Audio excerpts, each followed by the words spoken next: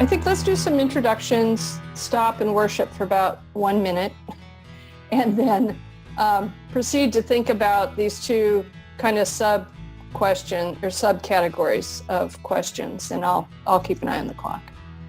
So that's how I propose we go forward. And I'm going to just ask people in the order going down the list that I see here to introduce yourselves, and we'll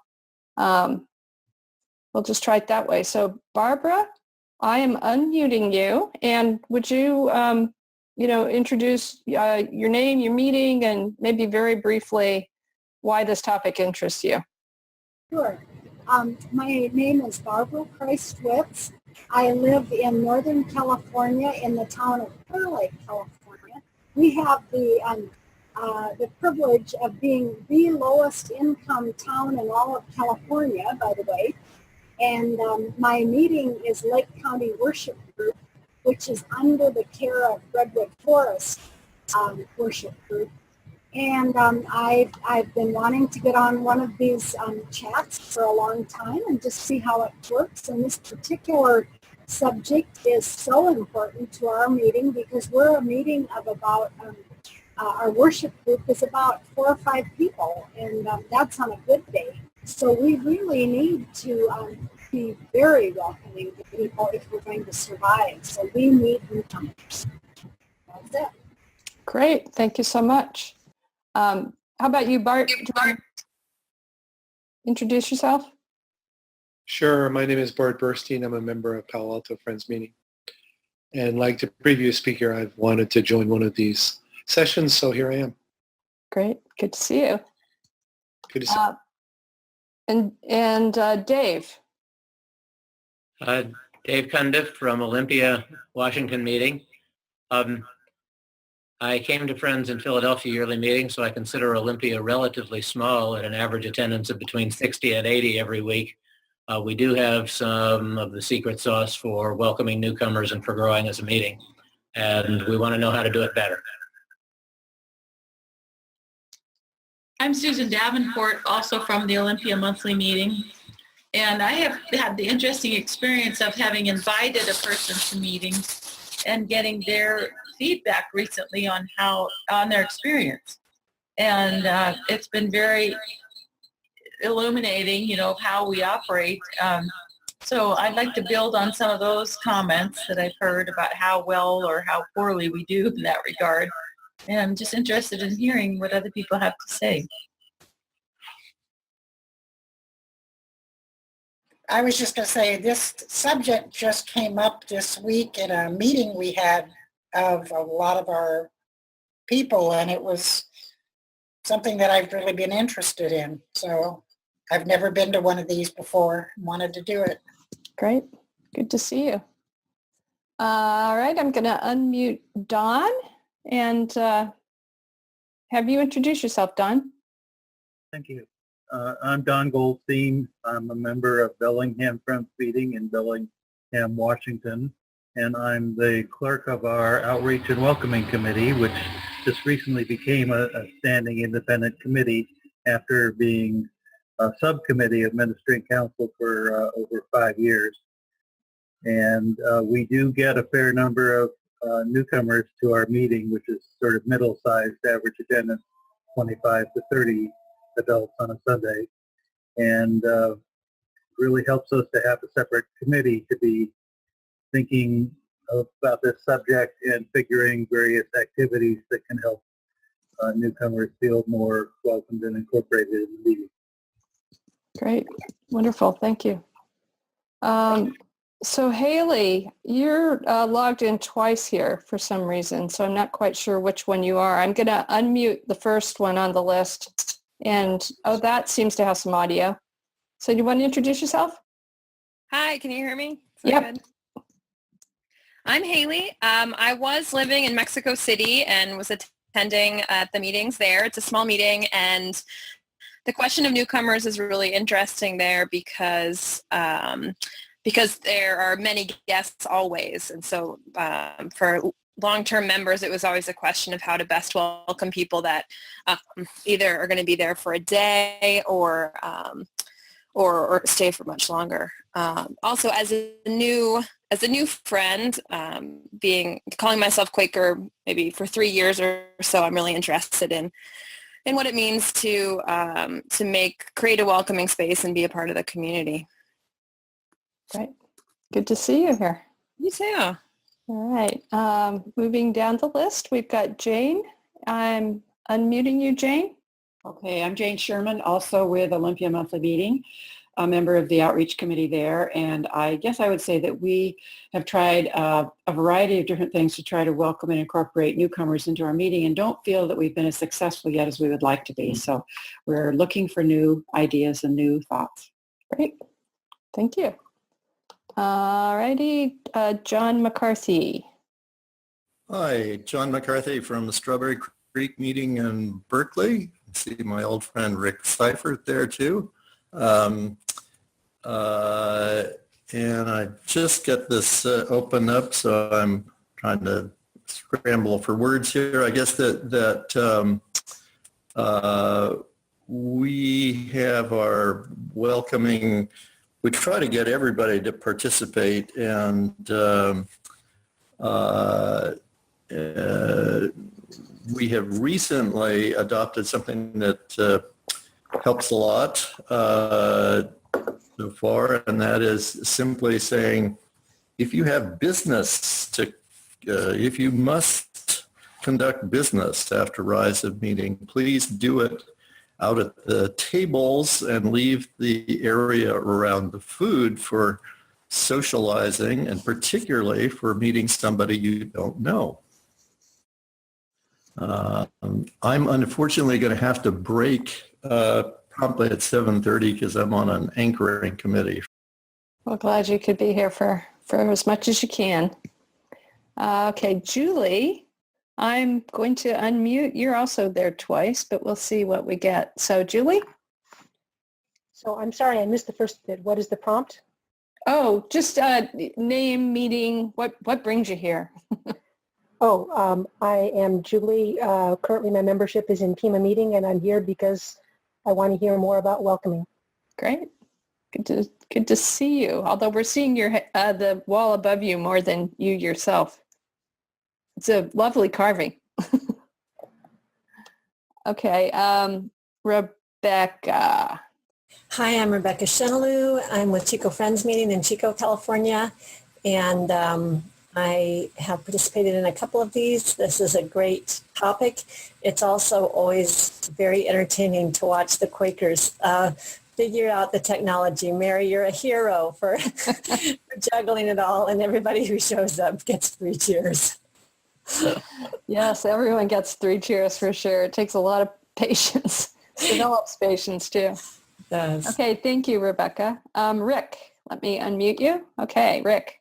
I'm Rick Seifert. I'm with Multnomah Monthly Meeting, but I recently started, 2 years ago, started a worship group.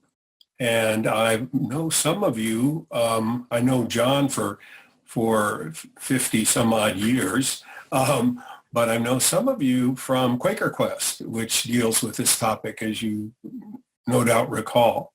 And my only suggestion for this technological piece is we need a hug function. There are people here I need to hug. But at any rate, consider yourself hugged. We'll talk to the software producers about that. All right. Sarah Keeney. Caught you with your mouth full. I know, you can see me eating my dinner. Well, I'm from Albuquerque, and a couple of things. I'm very interested in the use of open and affirming, if meetings have done that, posted that about their meeting, and and what that means to them. And then for us, well, the topic is very important, but I'm also interested in bringing people to a deeper level. You know, we've done decently maybe with the initial 3 months, 6 months, welcome, get to know you. But then people seem sometimes to have left after that because they haven't gotten Q101, or I don't know why. So I'm curious what thoughts and experiences people have about that. All right, glad you're here. All righty, Tally. Hi, I'm Tally Kenyon from Palo Alto Friends Meeting, and I'm interested for a couple of reasons. One being we often have many visitors at Palo Alto, and just as the last speaker spoke, they are here for a while and then they seem to drift away. And the other one is that we are restructuring and interested in how different meetings handle who does the greeting and how they decide what is said and how to train them, and just how we get everybody interested in doing the greeting and welcoming. Great, thank you. And last on the list, I think here is Vonna. Hi, I'm Vona Van Cleef from El Paso meeting, El Paso, Texas, and I'm interested in what everybody has to say because our maximum number of members and attenders has been around 10, and this summer we're down to 4, 2 couples. So we need to do something in the fall to get growing if we can. Right, very practical. All right. Mary, can you hear me? Yeah. You didn't ask me to check in. Oh, Hillary, I'm sorry. You're right. I didn't. Yeah. I was seeing and hearing everyone, so I wasn't wondering. Yeah, no, that was just I hope, and JT showed up late too. I mean, just showed up. So anyone else who I missed, please. So Hillary, yes, please introduce yourself. Hillary Burwell from Sacramento Friends Meeting. And like many people said, we have a lot of visitors come through. We're kind of in the middle of the state and being the capital, but it's just harder to incorporate the newcomers into the meeting, and find what they might be interested in and kind of direct them in that way. So I'm interested in the topic as well. Great. Good. And thank you for correcting me there. JT, do you want to introduce yourself? I'll unmute you. We saw you briefly and you did your video.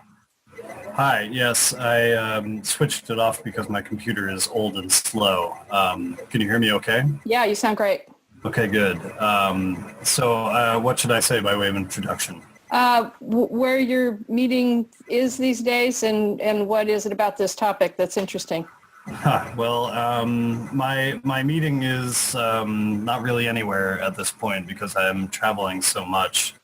And my interest in this topic is as the co-clerk for Young Adult Friends, I am interested in this topic for sort of my cohort. It's a topic that we find is often an issue when young people come to a new meeting and don't know things about Quakerism, don't know Quakers themselves, or maybe know, 1 or 2 personal friends, then they don't know what to make of it. And I'd like to know more about how to introduce them and keep them interested. Great. Thank you. That's great. And I'll just note that you're co-clerk of Young Adult Friends for Pacific Yearly Meeting. Yes, thank you. Yeah. All right. So I would like to just, let's settle for about a minute and then we'll forge into the next phase of this adventure.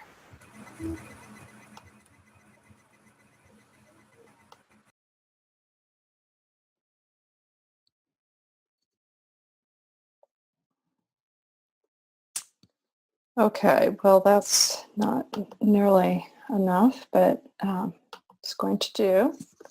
I'm going to share briefly the questions that I suggest are the ones that we talk about, and obviously we can veer away from these, as appropriate. So let's see, it's 10 of 7 or 8 of 7. So if we spend about a half an hour on this first set of questions, so at about my time, about 7:20, I'll ask us to shift gears to the second set of questions. So even though I know you're all capable of reading, I'm going to go ahead and read these out loud, and then I'll make them go away so we can see each other again. So in what ways can our meetings counter the natural tendencies of groups to behave, often unconsciously, as private clubs? How can we become conscious of unintended exclusionary behaviors? How can we develop and practice new habits that invite newcomers to enter and take a place at the table? Okay, so I'm going to assume that if somebody raises their hand, they actually have something they want to say, and I will unmute you and call on you. Let's try that. However, feel free to just dive in too and unmute yourself. This is I've already unmuted myself. okay, great. So, and the other thing I'm going to try to do is to do speaker view so that the recording will not just be, we'll actually see the person who's talking. So do you have a response for this set of questions about breaking kind of insular habits? Yes, I think probably the most important single thing that a meeting can do to move in this direction is to make it the responsibility of a specific committee, a new committee if need be, to do basically outreach and welcoming. That's what our committee does, and probably 80% of our efforts involve various forms of welcoming. Creating documents as needed that make the processes and the activities and the information sources about the meeting accessible to newcomers. Finding a way of getting information from newcomers so that it becomes easier to stay in touch with them. Setting up occasional, perhaps quarterly, specific activities that are designed to welcome everyone, actually, not just newcomers, but to encourage participation in such a way that no background and special knowledge of Quakerism is required to fully participate. So our committee spends a lot of time brainstorming various ideas along these lines and trying things out, and we don't have to be bothered with other responsibilities in terms of the running of the meeting. There's other committees that do that. So our basic focus is, like I said, about 80% on newcomers and about 20% on participating in activities outside our meetings that have an outreach quality to them. Great, thank you. I'm going to ask Patricia, who has just arrived, if you would like to, I'm going to unmute your speaker, and would you let us know what meeting you're with and why this topic is of interest to you? I'm in Missoula, the Missoula Friends meeting, and Missoula, Montana, and I just like to attend these whenever I can. I don't have any particular interest in this topic apart from the general appeal. Great. All right. Appreciate it. Your meeting will be noted in the notes. Okay, so I'm going to mute that. And then, so Tally, you've got your hand up, I think. I'm going to unmute you. Okay. I just wonder if Don has any more specificity that he can share about the type of documents or the type of activities they found that have been successful. Okay. Don, I'm unmuting you. Yes, we have created a document called Regular Activities at Bellingham's Friends Meeting and How to Learn More About Them, which is about a page and 2/3 in length, and it lists activities of our meeting, including meeting for worship on Sunday, but other things as well, such as our book group and our spirit group, that are scheduled on a regular basis. And then about 2/3 of the document is actually a list of information sources. So it lists our website, our monthly newsletter, our weekly electronic newsletter, our website, our meeting library, and special emailing lists for people with more specialized interests.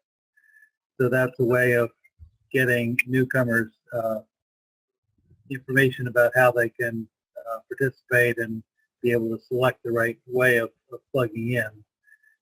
We developed a Quaker glossary to try to demystify frequently used Quaker jargon. And recently we've been using a little bit of announcements time each week to read the definition of the jargon of the week and publicize the fact that the entire document is available for anybody who wants to download it. We've been instrumental in working with our webkeeper in creating an online photo gallery to help, particularly to help newcomers learn to associate names and faces more easily and quickly, and urging people in the meeting, whether they're newcomers or old-timers, to have their photos taken or submitted to the webkeeper. So there are a number of more things, but those are the ones that pop to mind. And I'd be happy to share a copy of the first document that I mentioned in case other people are interested in seeing it as a model. Thank you. Yeah, I would actually love to, I'm sure people would love to share all sorts of things that get mentioned in this conversation. So I can, when I send the notes out, I can also send other things that are shared. So Dave and Rebecca have both raised their hands. Dave, I'm going to unmute you. So go ahead, Dave. I am who's under Dave's name. This is Susan. Oh, hi, Susan. Hi. I think my opinion about the bringing in of new people is maybe different than others, because I have a strong belief that one of the things that makes Quakers hardy is that the responsibility lies square on an individual's shoulders to find their way there, for one thing, and then to educate themselves about friends. And I think more how I take this information is that individual friends on worship and ministry and on our outreach committee take some of these ideas, and that they as individuals take responsibility to communicate directly to newcomers and give those messages about where they can learn about a specific meeting. But to have kind of a generalized program for how we welcome newcomers is probably not in the nature of Friends. And so what I've concluded really strongly as an individual is that when I encounter people in my personal life that appear to be Quakers but they don't know it, I give them a lot of pre-work before I even invite them to a Friends meeting. And I basically tell them what they can expect. And if they want to have a powerful experience of the Friends, they're going to need to do a lot of reading and studying on their own. And also they're going to need to look at the meeting and see what interests them and plug in. And I'll tell people before they come what that looks like, that they should probably read the newsletter and see what's there for them, what things are offered. And I really kind of lay it in their lap. So it's a very relational, intimate, personal conversation with the person that I think feels like a friend to me. And when there are newcomers at the meeting, I'm a lot less inclined to have that kind of personal conversation with them. I know others are and have more of an outreach bent, but I think that's another side of this welcoming piece that's a pre-preparation piece for people I really think would fit in my meeting, and that I make an effort to let them know I really think you would get something out of this.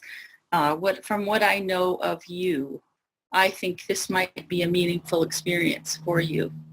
And so I do think it's nice that we have visitors and curious people who want to come to a meeting, but the more meaningful conversations to me are not just those kind of maybe neophyte visitors who are just curious about Quakers. I love them, love to have them, don't get me wrong. But to me, if we really want new members, if we want people who really put their heart into a Friends meeting, we have to put our heart into them. I think that's, I just, the welcoming new people to me is that piece. Mm-hmm. And also for us to take some of this information that we're sharing, and for those of us who are inclined to do that kind of outreach with visitors. But I guess from my perspective, I'm more inclined to do that on a deeper relational basis with people to get them here. Nice. Okay, I'm going to unmute you, Rebecca. Well, I had two things that I have come up, and your sharing has just led me into which one to talk about first. I wonder how often people don't stay because they become aware of the depth of personal responsibility that's necessary to be a Quaker. I think a lot of people enjoy the hour of silence, the peace of it, and being with each other. But when they realize that it's an all volunteer run organization and they have busy lives, when they start learning about the beloved community and community as a testimony, it is really a fruit of Quaker life. But it's also, it requires that you offer yourself in a pretty big way. Most of us, I would bet, who are here are pretty committed to our meetings and spend quite a bit of time making sure that our meetings stay alive. And I think that we live in such an individualistic society that a lot of people say they want community. They have a feeling of the touchy-feely good parts of it. But how do we educate people or express to people the deeper riches that come from offering yourself to the meeting? I don't know how to do that without people either being sort of cut of that cloth first, which is what you expressed, or somehow giving them an opportunity to experience that so that they get to that level pretty quickly. And I don't know how to do that. I think while we're on this vein, I'll just stop there. The other thing I want to talk about is kids and families, and that's another whole topic. So let's stick with this idea of personal responsibility. And how do you express that to people, or how do they get that?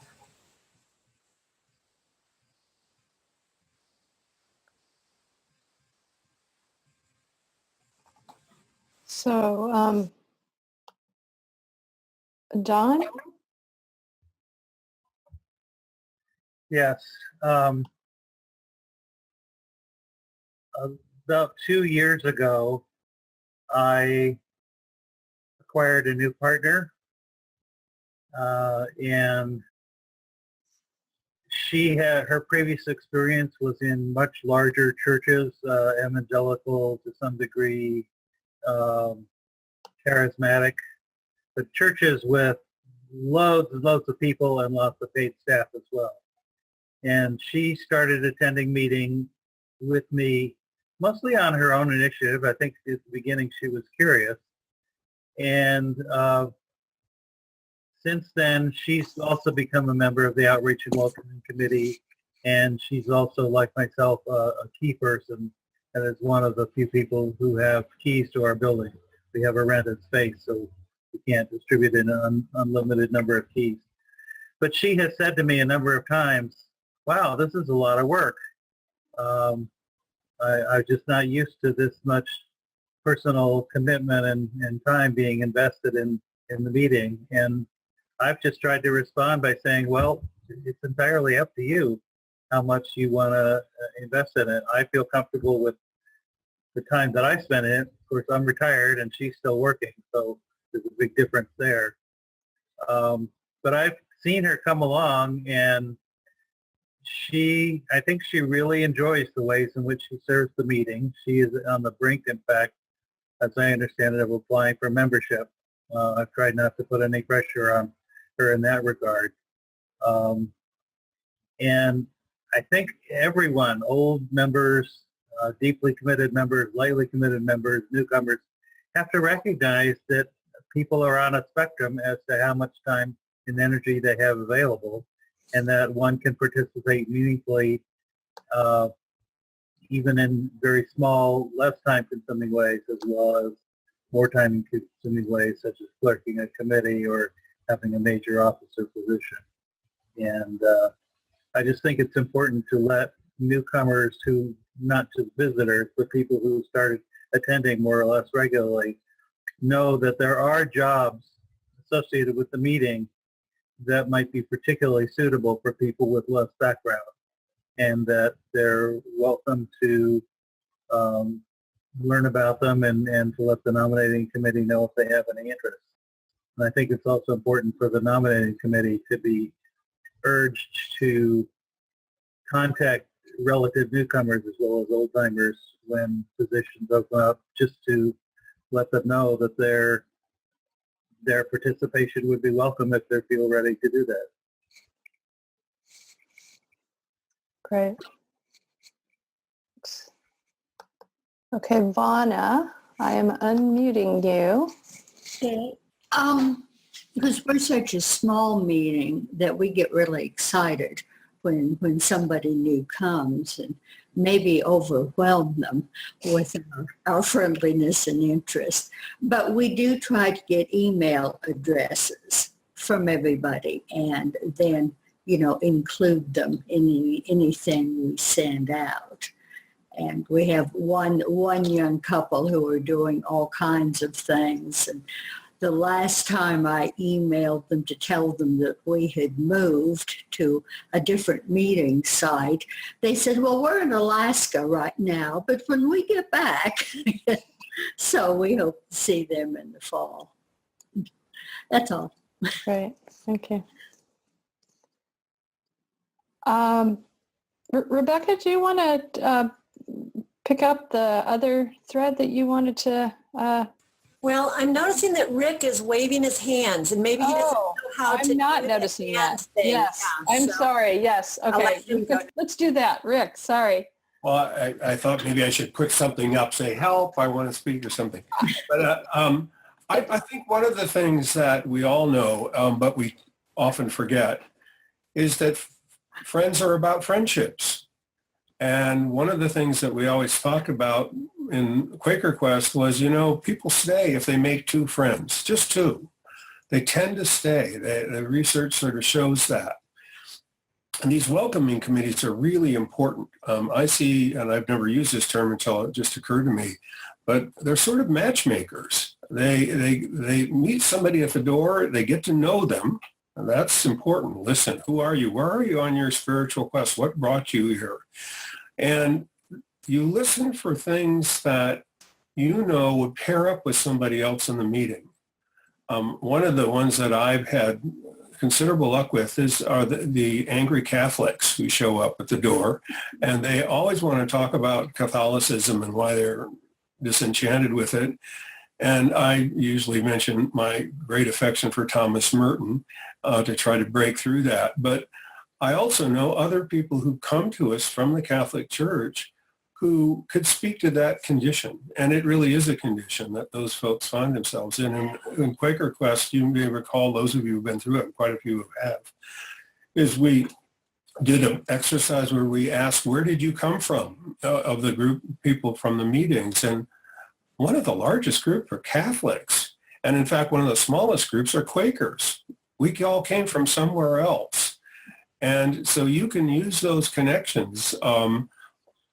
Get to the question of your spiritual journey. Where do you feel you are at this point? And then try to base a friendship on a spiritual journey that we're all on, and see where the compatibilities are, and good, deep friendships evolve out of that. So I would emphasize that, and the people who are on the welcoming committees, and thank you for not talking about greeters, talk about welcomers, really need to be attuned to that stuff. And that's a skill. I bet you have identified people in your meeting who are really good at that. We have a couple in our meeting, and you put them up front and make sure that both of them are at the front door, because sometimes you get more than one person come in at any given time, and you really need to do one-on-one with people. And if only one person is at the door, the next person comes in and there's no one there to greet them and welcome them. So in any case, I see this function as being really important in being the beginnings of friendships. Thank you for that. Thank you for waving your hands where someone else could see them. So we've got the crowd in Olympia, or in Dave's living room, and then Barbara Christwick. So I'm going to unmute the Dave crowd. So you guys go ahead. And that was I this time. All righty. I think one of the things that we do is we do have at least one very high extrovert who makes it his business after meeting to zone in on at least one new attender. And it's a rare week in Olympia we don't have at least one new attender. And find out name, how to spell it. Don't always put it in the meeting database, but always write it down somewhere. And that turns out to be, I think, really useful in terms of helping people feel connected. I like the statistic on 2 friends. I do note that when it's only this one person, that people are less likely to stay. But when there's a diversity of connections, people are more likely to stay. I liked what was said earlier about asking everybody with business to transact it away from the food, so that the most desirable location is where the most meeting and greeting takes place. And finally, I think it's an important thing to note that meetings with vibrant vocal ministry are more likely to convince people there's something there for them than meetings that are silent, where you wonder where's the life inside the worship experience. So the welcoming newcomers is really all of a piece. There are techniques. The one other technique that Olympia Monthly Meeting uses that I'm thinking of right now that hasn't been mentioned is on the 3rd Sunday of each month, we ask all the young adults who can to peel out to somebody's house for a home-cooked meal. And the value of a home-cooked meal in any age group seems to be huge. And this is particularly helpful in holding the young adult seekers with children that are really the key to Quakerism's future. Great. Wonderful. Okay, so mute you, unmute Barbara, and I'm going to go to this gallery view because you're... All right, so Barbara? Yes. Tell me if I'm not coming in clearly or something, but I've got about 3 short, unrelated pieces. And when my husband was coaching me just a little bit, and I think he's right about sponsors, that in 12-step meetings, if a newcomer comes, they get set up with a sponsor right away.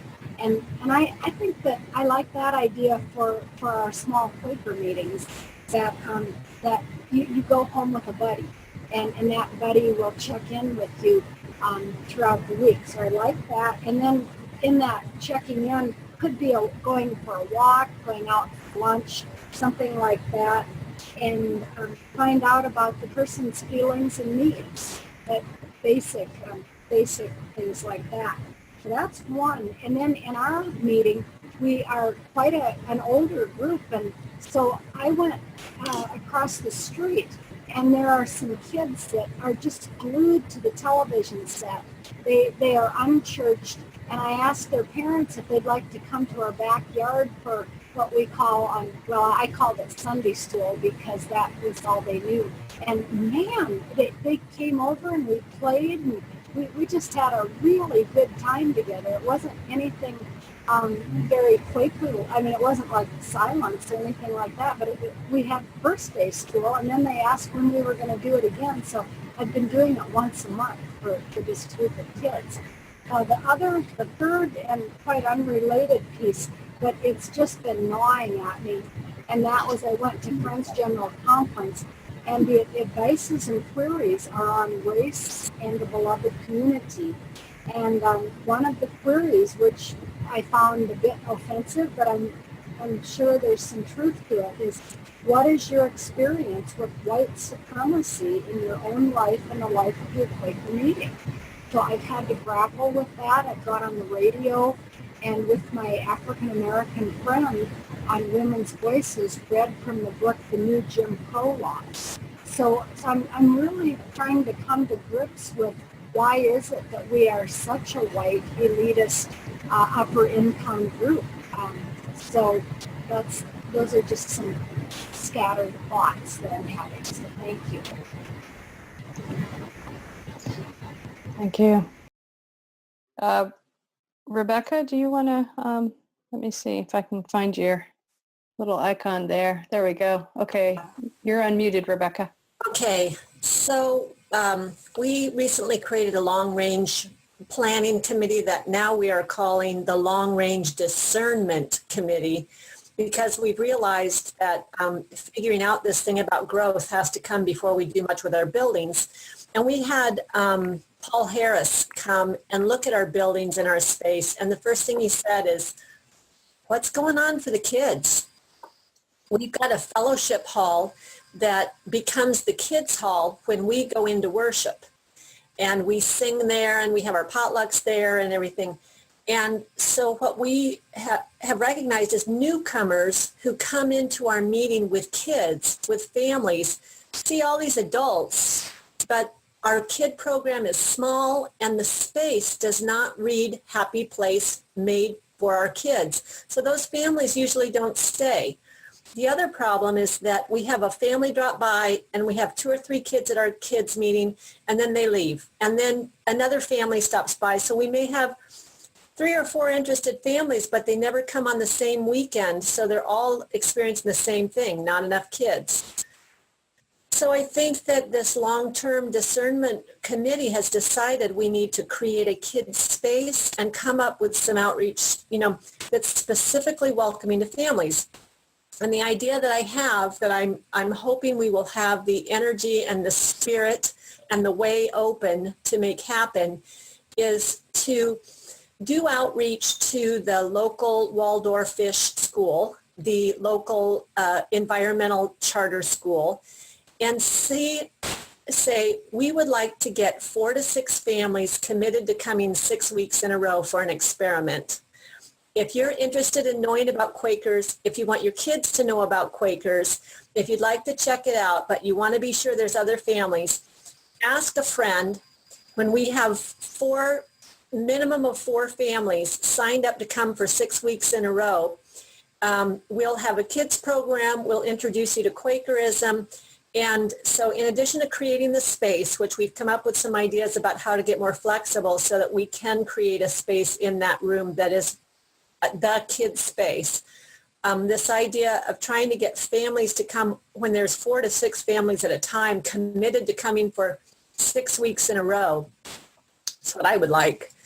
That's my hope. That's my idea. We'll see if it happens. Sounds good.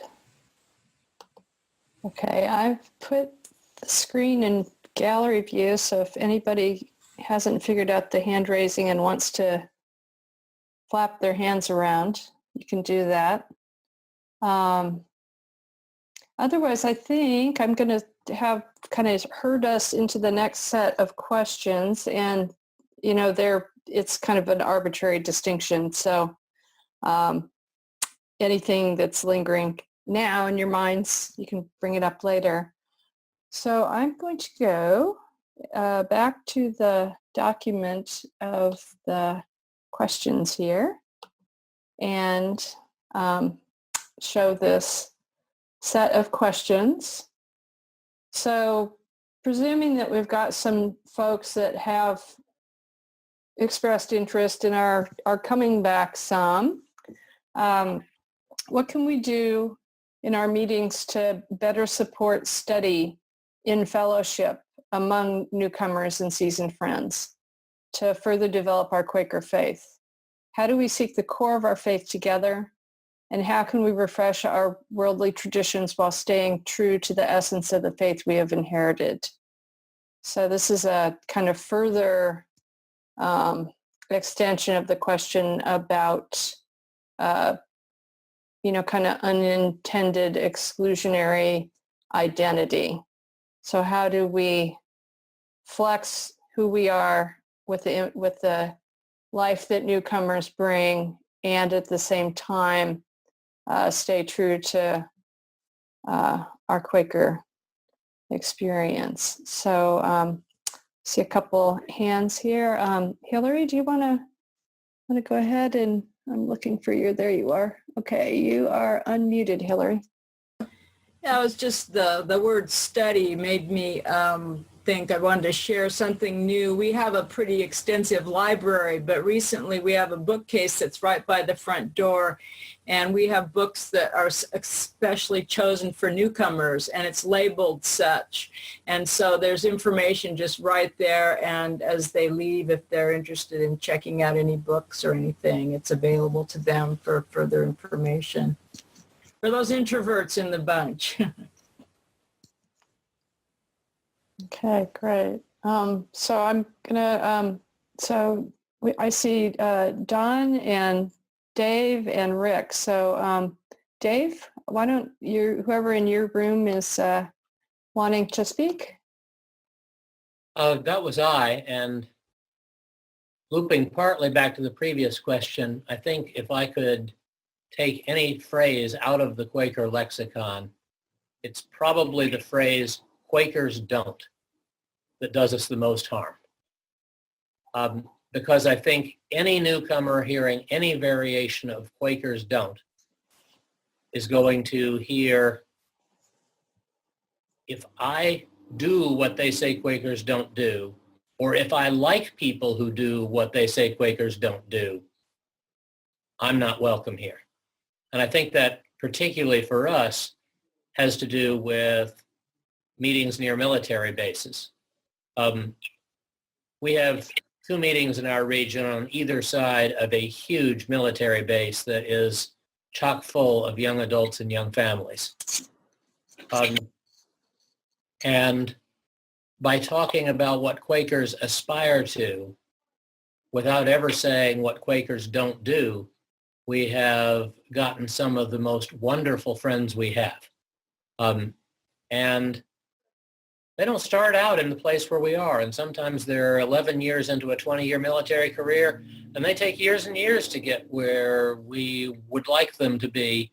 But they're on a journey, they're on a path with us, and they are some of the most incredible folks to walk with because they take responsibilities to community very seriously. And this is Gabby. I'm right here too. And I received a message a couple of years ago on our Facebook page from a mom who said, we are a military family. My husband is active military, and we're interested in coming to your meeting, but we don't know if we would be welcome there.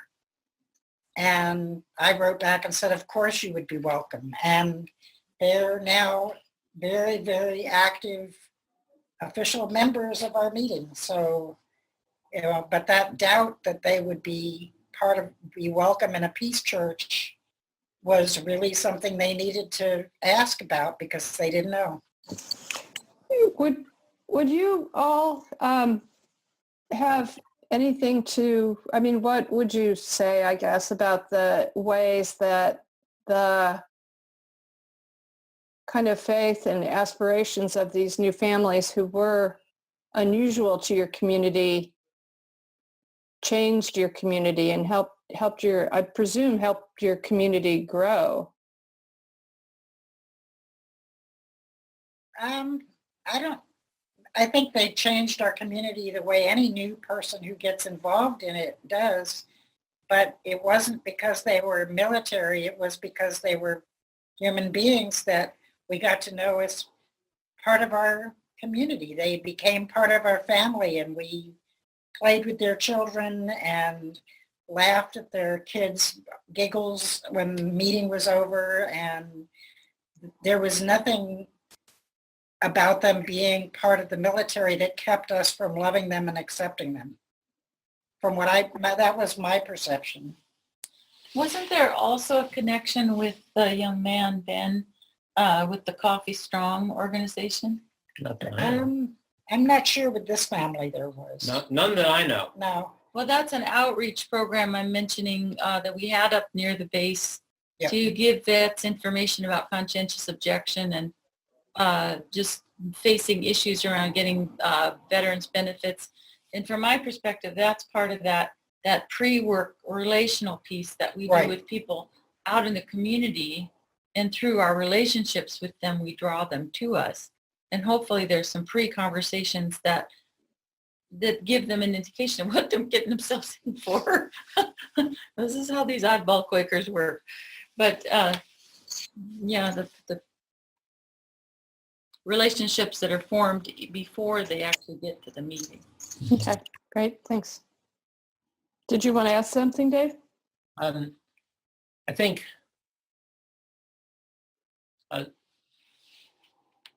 well, the thought is flying out of my head, so I'll come back in when I'm ready. Well, you guys can raise your hand anytime. So I'm gonna mute you all, and I'm gonna unmute Don. So this second query was about study and fellowship. And about 2 years ago, we started a monthly study second hour that was based on a materials called Quakerism Experience It. That I don't know ever got very widely distributed, but it was drafted by someone in Philadelphia yearly meeting and then developed further by Steve Smith in Southern California. And we got a hold of the text, and there were, I think, 8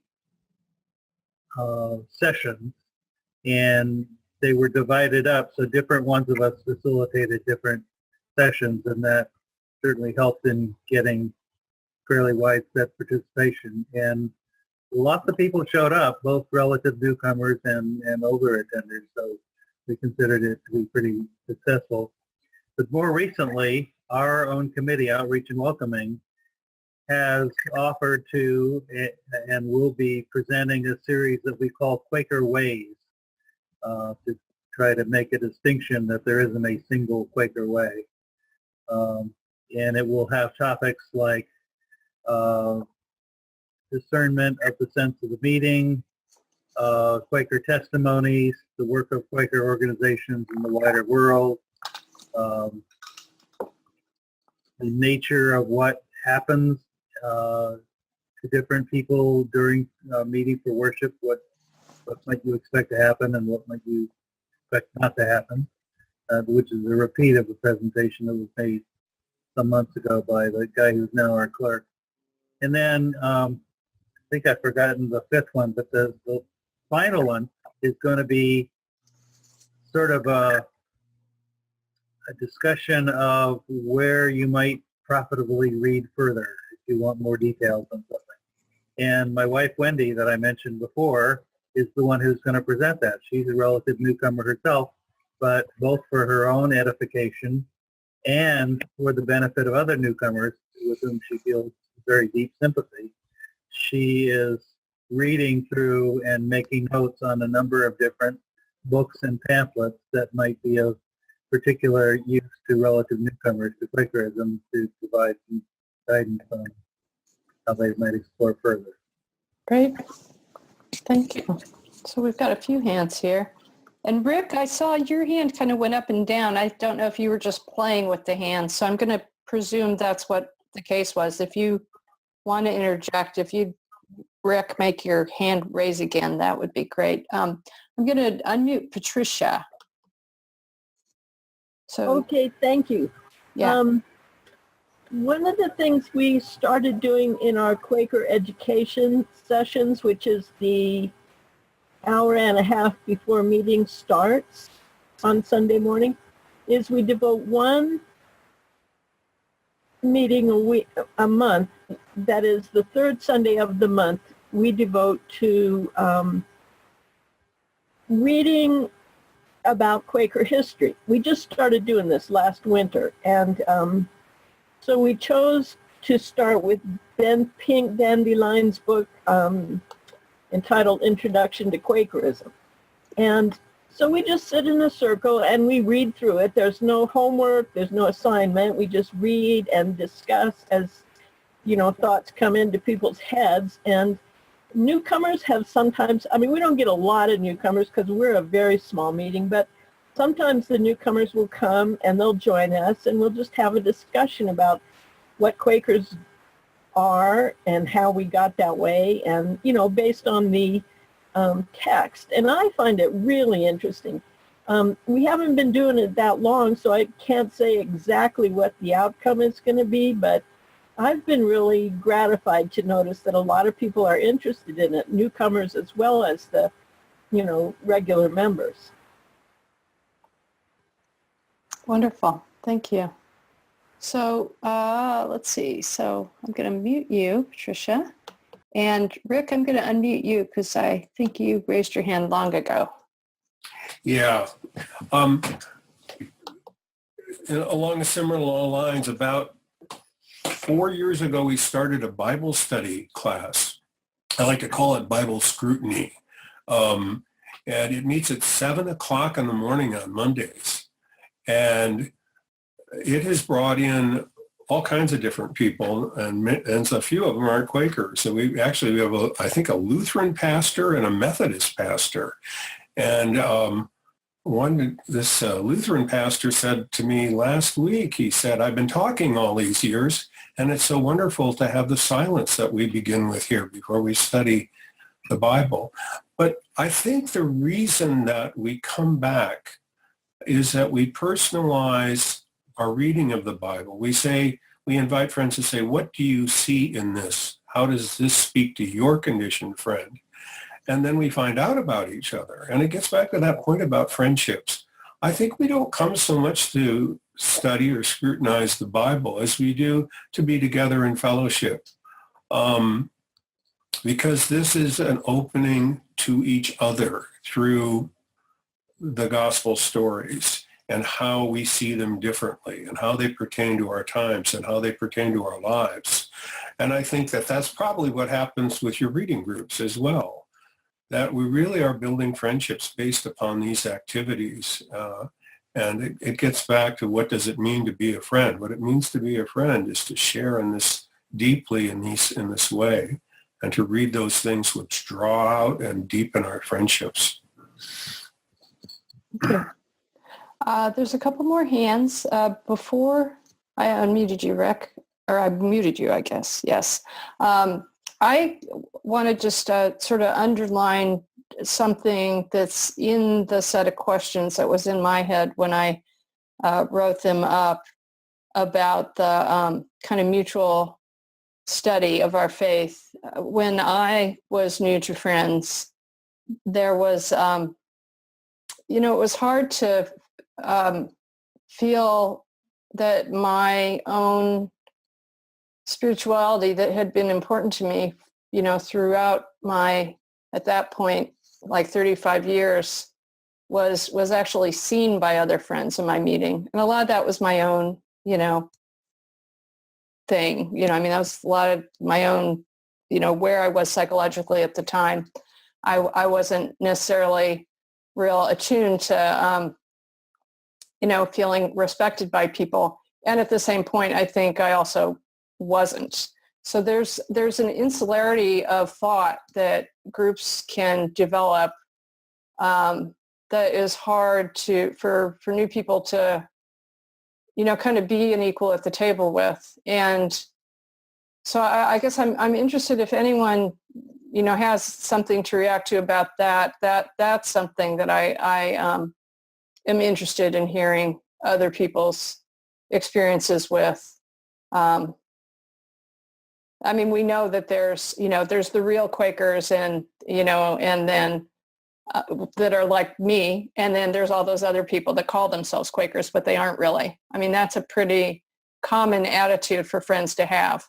So, it adds a layer of difficulty of getting incorporated into a friend's community with that, being the case. So I'm going to go back to the, I think the order that people raised hands. I think it was Dave and then Barbara and then Rebecca.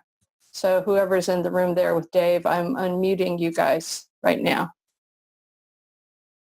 A couple of things from Olympia. One is that many of us observe that every weekend meeting for worship is very different. We have some with lots of deep vocal ministry, some with lots of vocal ministry that we're not certain whether it was deep or not. Some meetings that are almost entirely silent. And we do from time to time feel the need to caution folks that when you've seen one meeting for worship, you've seen one meeting for worship. It's not like the more structured churches where pretty much they do the same stuff every week. They have the same structure every week. Even the structure of messages varies enormously. And sometimes it helps to remind people that, particularly when there's a meeting that's been particularly unusual. In terms of pulling people along, once or twice a year, our outreach committee, and there are people who really find this very satisfying to do, our outreach committee conducts either a newcomers class or a class that's a little more advanced than the newcomers class, but it's geared to, so you might have been thinking about membership. Here's what we think you might want to know about the meaning of membership to us who are already members and how to apply for membership.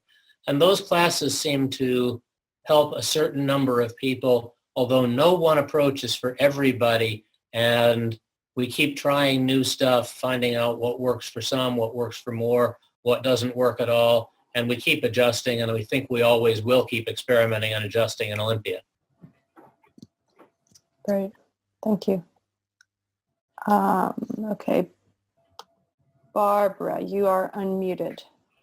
Okay, thank you. I'm so glad to hear what other people are saying because it starts me thinking. And I'm remembering when we had the kind of energy that I was loving within our Quaker meeting, there were a couple of elements, and one was the yearly Quaker talent show around Christmas time. And it just brought so much joy and levity. It was just a great experience for us to do that. And we all still have memories of those Quaker talent shows. And then another piece that brings us together, has brought us together, and it's been for many years anyway, 20 years for sure. And that's been to go out and gather walnuts together and then have our Quaker crack parties. And Mary, I think you might have been to a Quaker crack party where we cracked up walnuts. So that has brought us together. On another note that I was remembering from the people in Olympia, on the folks who are in the military, long ago at Strawberry Creek meeting in Berkeley, there was a fine gentleman who attended meeting for a long time, and his occupation was as a Berkeley policeman. And so then he decided he would apply for membership, and the membership committee couldn't get past the fact that he carried a gun as part of his job.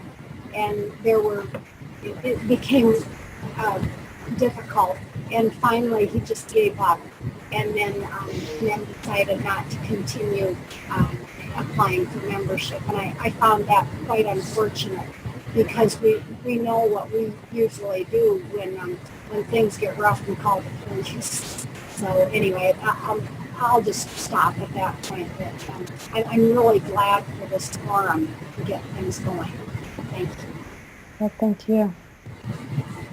Okay, so we've got Rebecca and then Haley. So Rebecca, you are good to go. Well, Haley has already talked. I already talked several times, so let Haley go if we're running close. Okay. All right. So go ahead, Haley.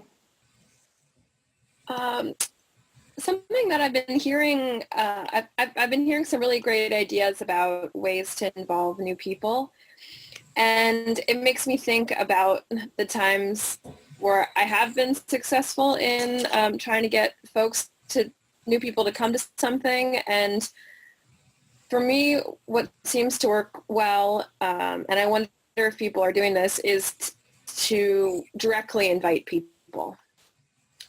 Somebody mentioned that friends are about friendship, and that's the first step toward building a relationship and making friends, is that initial invite, whether it's, I really hope to see you next week, or, we're having a potluck after meeting and it would be really great if you were there. Would you like to come? And for me, being new to Quakerism, I can remember the moments when somebody noticed whether I was there or not, when someone did invite me or was counting on me to do something and found perhaps a really kind of low barrier to entry ask, so that I felt like I could be involved. Those were tools that I've tried to develop to create a welcoming community, and because I've felt both personally and seen how that can be effective. Sometimes I think we can get bogged down in which committee is responsible, and I think that's really important to make sure that somebody's bottom lining it, but that but there's a real power just in that individual action of saying, I really want to see you there, and I'm going to be disappointed personally if you're not there, because I want to hang out with you and get to know you better. I think too that the question that often how to get more involved is very opaque. Can you guys hear me? Mm-hmm. Yeah.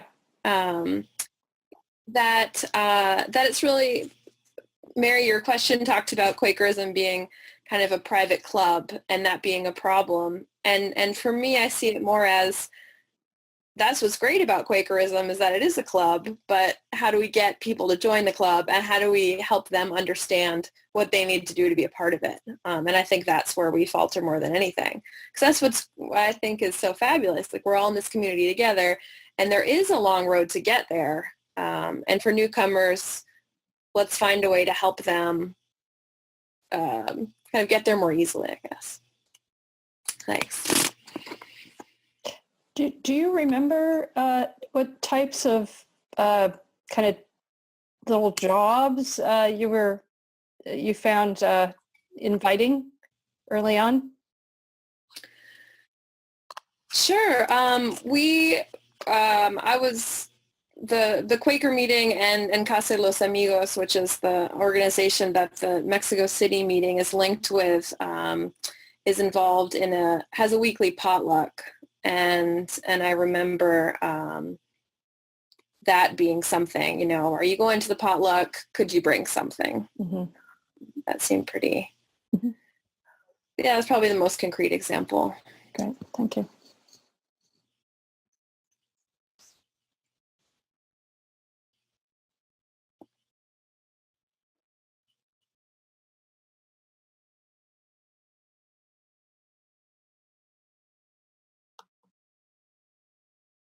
So, Don, you are unmuted.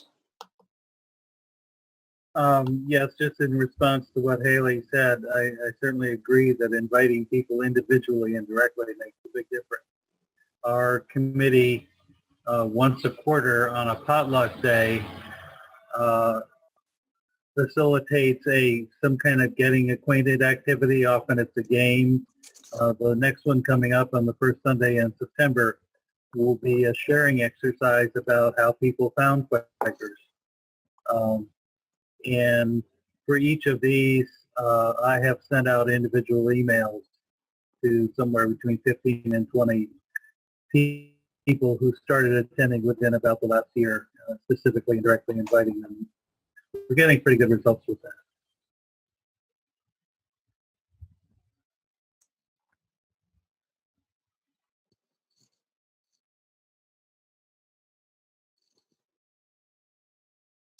So, Rick? I'm sometimes wonder about our reluctance to talk about our diversity, our differences, and at our best, we do this well. We know we're stronger because we don't all agree. But sometimes we make assumptions about each other and our beliefs. And the deepening process explores those differences and is a way of getting to know each other. And any opportunities that we can have that will allow us to break through these assumptions and to deepen our understanding of each other's spiritual quest. And we get to this point spiritually because of our stories.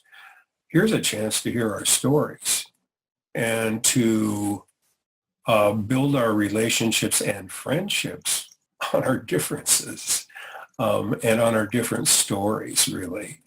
And I find that some of the deepest friendships that I've had and made over the years are with people who I really, theologically, I'm in a very different place. But there's this wonderful sense of respect and friendship that grows out of it.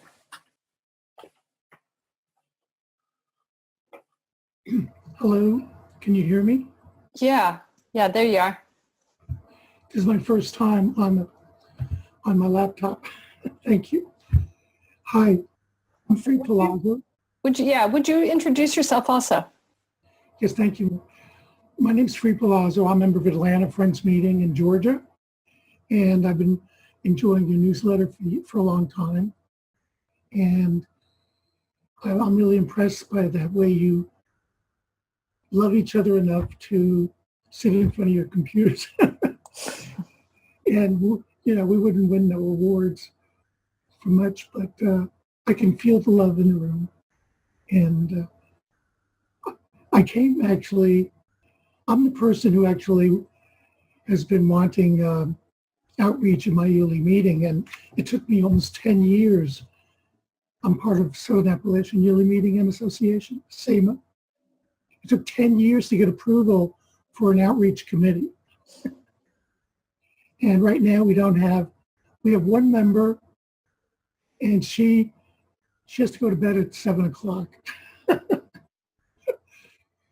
Look, we have 1,000 friends. I'm a member of the Atlanta meeting, and we're the largest meeting in the yearly meeting. And people think we're large, even though we have about 150 members, but we're not very large. There are 5 million people within an hour driving time of our meeting. And in the last 50 years, we went from 50 people to 150. I don't think that's such a good number. And I'm an accountant, which is also an unusual thing to have in a meeting. So I've been trying to figure out why don't friends, I mean, I came from New York City, and I really would have benefited from meeting friends. I think I lived about a mile from Flushing meeting. Never knew they were there. I wish we were a club, because then we'd be advertising. We'd be in parades. We'd be going to community fairs. We'd set up a table. We'd have pamphlets and cookies. We would make small talk, so they would see that we might get together. If we can talk small talk, maybe we could talk medium talk, and then we talk big talk. But friends always start with big talk, and that's scary to most people. So I don't know if we can change that. I mean, that's who we are. We're deep. We're deep. We're very deep. We're Moa deep, for those who've seen Dune. So, and if you read it, maybe we should just be resigned to that's the way it is. And my meeting's not going to change. The other problem we have with membership is that there are some people in the meeting who don't want new people to show up. We have alignment. Everybody has I guess we can call him a bully. And I've seen them. One man by himself has gotten rid of over 200 different people who've come to our meeting in the 30 years I've been here. And it doesn't take much to scare somebody off. And he's the greeter. He's a doorkeeper, I call him. He actually was on one of FGC's committees, and he was on nominating committee. These kind of people get on nominating committee. He was on a yearly meetings nominating committee. He was on a monthly meetings nominating committee. And his job is to make sure that certain people don't get to do anything and don't feel welcome. So how do you address that? Do you guys have bullies? We've been trying to deal with our bully, which everybody knows is a bully. We make fun of Donald Trump, but we have our own bullies. How does a friend help this person to stop doing this in a Quaker manner? If you could help me do that, I would be so happy, and so would my meeting.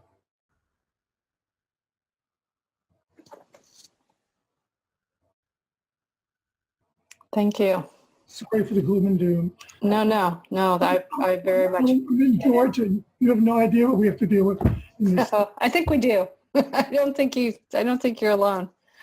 This can be. I'm planning on continuing these conversations for monthly for years. So maybe bullies will be one of the topics in a month or in a couple months down the road. So I'm going to mute you free. I'm glad you managed to get. Oh, you muted yourself. Great. I can't. So Rebecca, I'm going to call on you. So Rebecca, you're unmuted. I love the idea of having one of these on bullies and the wrong kind of silence. That was an article that helped our meeting a lot, and so that would be a good one. So the things that we have set up, when we did our Quaker Way series, 3 in the spring, 3 in the fall, we expected there to be a lot of newcomers who would want to know about Quakerism, so we started a Quaker Thought and Life meeting at 9 a.m. before our singing and our meeting for worship. And the same people come. The same 5 people come. We have a Wednesday midweek meeting, so rich. We worship for half an hour, then we take turns reading a book and then discussing it, and the book changes, and very rich. Those people have become dear friends and spiritual companions. Same handful of people. We have another handful of people who do a book group. And the book group might be a Quaker book or it might not be a Quaker group. And they love the book club and they do that. The people who serve food at the homeless shelter, they've all become close and friends by sharing that. And so there are opportunities to learn about what we do and how we do it, but the same people keep showing up, and I don't know what to do about that. That's all. I wanted to share the different things that we've tried. Our Quaker Thought and Life meeting has Bible study one Sunday. It has one Sunday a month we look at the advices and queries that are in our newsletter for that month. And then the other 2 are topics that might be a friend sharing about their experience of Hinduism from a Quaker point of view or Buddhism from a Quaker point of view. We've done all of that. We've done a lot of different things there. But and it goes out to the large email list that has anybody who's ever expressed an interest. But people don't come. That's all. So we're coming up on the top of the hour. The Dave group in Olympia has had their hand up for a while. I just got a little note from Free that he's got a success story he could share with us. So maybe we'll save that for the cherry on top and then have a minute or so of closing worship. So Dave et al., you are unmuted. This is Gabby. I wanted to say something about asking people to be involved in doing things as part of meeting. One of the things we do is we have a sign-up sheet that we send around, not every meeting, but from time to time, where people can sign up to come in and make the coffee before meeting or bring food for the hospitality time or clean up and wash dishes. And I've seen people go out of the way to invite people. I usually am signed up with another person who's a longer time member that we bring food together. And sometimes she'll sign up and say, oh, I signed us up for 2 weeks from now. But I have an example from a different organization. I was on the board for about 15 years of PFLAG, which used to be called Parents, Families, and Friends of Lesbians and Gays. And it was the local chapter. And we always had snacks and hospitality. And we had a board member who was in charge of getting people to sign up to bring the food. And occasionally that job would shift to a different board member. And so this woman took over. And after a while, we realized that she was bringing the food every month. We met monthly. And it was like 6 months. She didn't ask anybody to do it, and she was bringing it herself. And so we finally said, you know, why are you doing that? You don't have to bring it all. And she said, oh, no, I like doing that. And that way I don't have to bother other people. And we said, no, you don't understand. It's wonderful that you want to do this, but by asking other people to bring the food, it helps them to feel like they're part of the community. And that had never occurred to her before, that actually was a way of doing outreach, by asking for people to sign up and then calling to remind them that next month is your turn to bring food or drinks or something. That's all. And I wanted to tag on something I learned from the Tacoma meeting clerks when they had some consultation about how to get more participation in their meeting. And the phrase that they really got a lot from was the idea of consumers and participants, consumers of the meeting and people who were true participants. And that it kind of was the meeting's responsibility to look for the people who were looking for ways to participate and to plug them in. And in my own experience, when I shifted from being a consumer to actually looking for ways to participate, I became a potential member of the meeting. And I have no fear or embarrassment about friends being small. I think it is a kind of rarefied condition to be a friend. And I think it is the meeting elders and people who take responsibility to pay attention to these things to look for those folks who are demonstrating qualities of being a friend, and to cultivate those people also, because it isn't for everybody. So I just keep coming back to that relational piece. And, you know, there are going to be visitors and attenders who are going to be friends, and those who are just not. They might enjoy the experience for a while and learn from it, but they're probably never going to become members. And I think a trained eye, a good nominating committee will see that. I was asked to be a member of a committee before I had ever any intention of participating.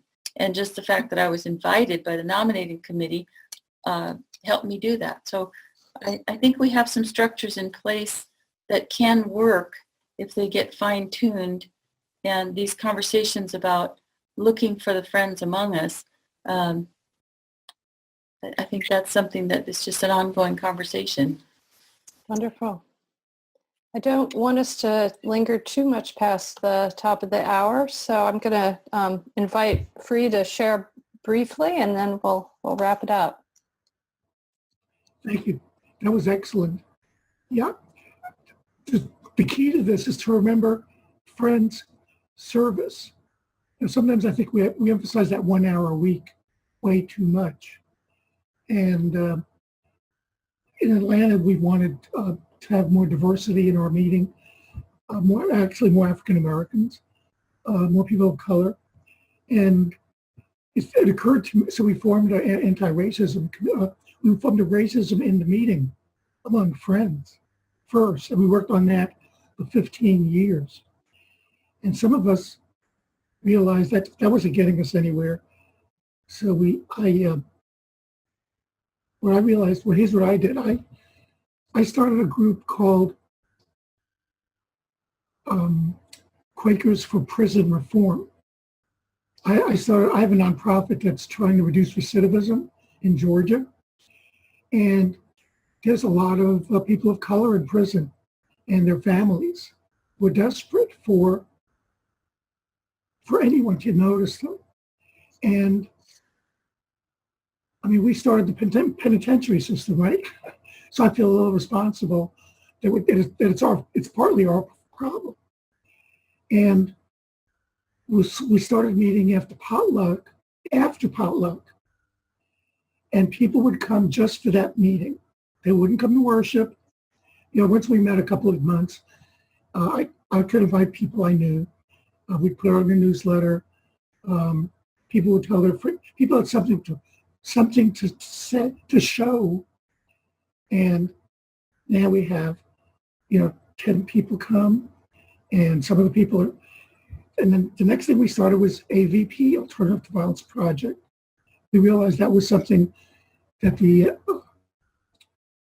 especially the minority community, was desperate for, because their children didn't grow up respecting nonviolence. They haven't seen it work. And a lot of them don't have homes where they get a chance to see it.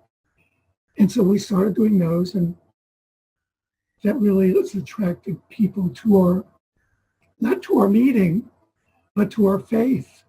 I don't think we have to worry about them coming to our meeting. In Atlanta, we need more meetings. That's what we need. We don't need our meeting to get any bigger.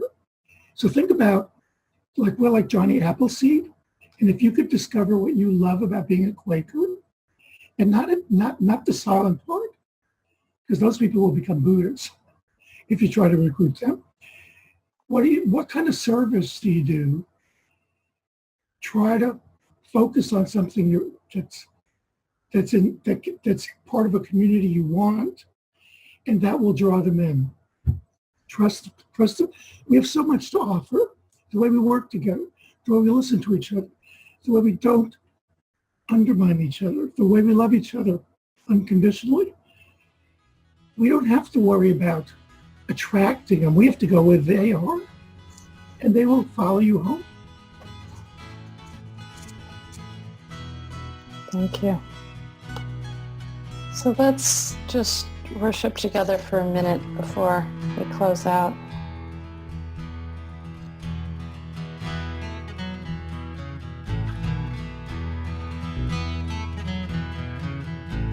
Thank you all so much for your bravery and your patience and your great thoughts.